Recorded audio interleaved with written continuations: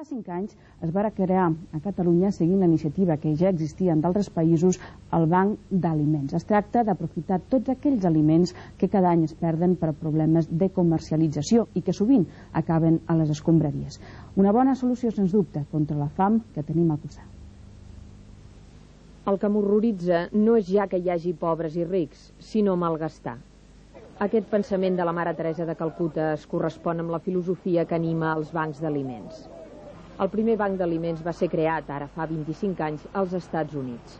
El seu impulsor, un pensionista d'Arizona que s'havia adonat que la gent necessitada recollia restes de menjar dels supermercats, va pensar de racionalitzar aquest subministrament. Es tractava de recuperar productes alimentaris per fer-los arribar a persones que no tenien recursos per menjar regularment. Actualment, també hi ha bancs d'aliments al Canadà i a diversos països europeus. El Banc d'Aliments de Catalunya celebra enguany el 5è aniversari i és l'únic de l'estat espanyol. La delegació de Barcelona és en ple funcionament i ara comencen a fer rutllar les de Girona, Lleida i Tarragona. La peculiaritat del Banc d'Aliments és que distribueix productes que presenten problemes per a ser comercialitzats, però que són aptes per al consum. El Banc dels Aliments el que pretén és una proposta imaginativa per tal de buscar aquells aliments que no es poden vendre, però en canvi són bons per menjar. Nosaltres no demanem caritat i el que hem establert és una estratègia d'anar buscant en quins llocs es troben aquests aliments i de quina manera els podem distribuir. Diversos motius fan que un producte alimentari no sigui comercialitzable. Per exemple, pot tenir una data de consum preferent a punt de vèncer, o bé un envàs defectuós, o pot ser un retorn del minorista i està marcat amb una etiqueta, o un producte que per qüestions d'oportunitat o de gustos dels consumidors no té sortida, o d'altres raons. El cas és que, anualment, es perden a Catalunya unes 50.000 tones d'aliments per problemes com aquests. Jo diria que precisament aquesta és la contradicció que hi ha avui dia. Per un cantó hi ha gent que té fam i per l'altre cantó es llencen aliments.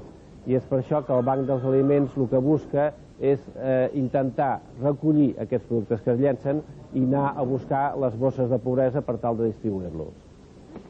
Així, el Banc d'Aliments treballa en dues direccions, la dels donants i la dels beneficiaris. Pel que fa als donants potencials, segueixen una política d'informació i captació entre les empreses alimentàries.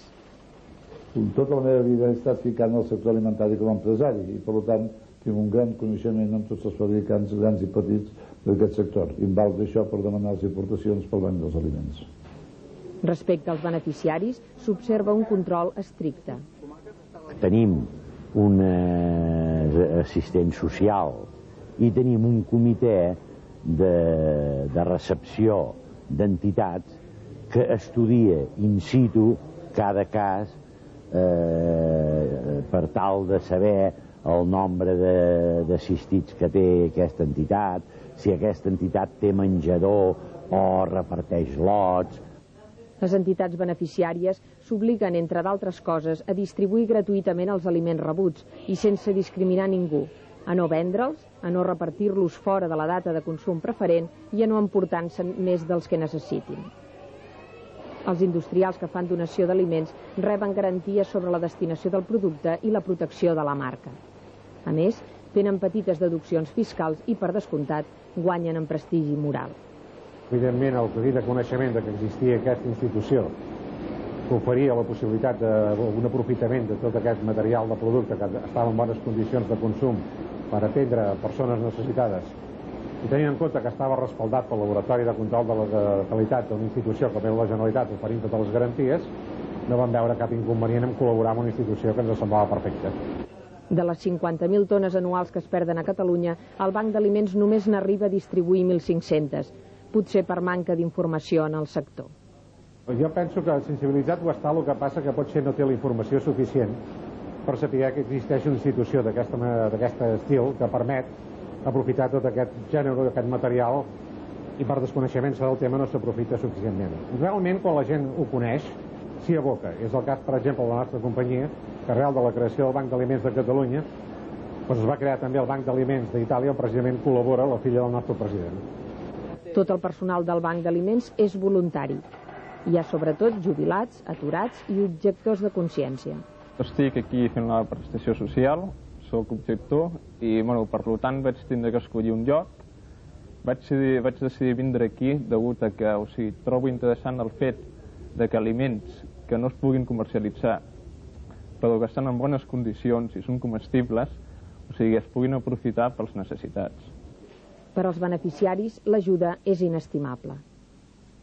Son personas muy necesitadas, desde la gama de ancianos que están solos, familias y sobre todo extranjeros. Si no fuera por los alimentos que recibimos, ¿verdad? Pues esta guardería no podría echar adelante. Así todo tenemos que comprar algunas cosas, pero la mayoría, o sea, el 90% es del banco de alimentos. Y la verdad que si no nos ayudaran, pues nos veríamos muy mal, muy mal. ¿Todo es bueno? Todo es bueno, menos el hambre, que no es buena.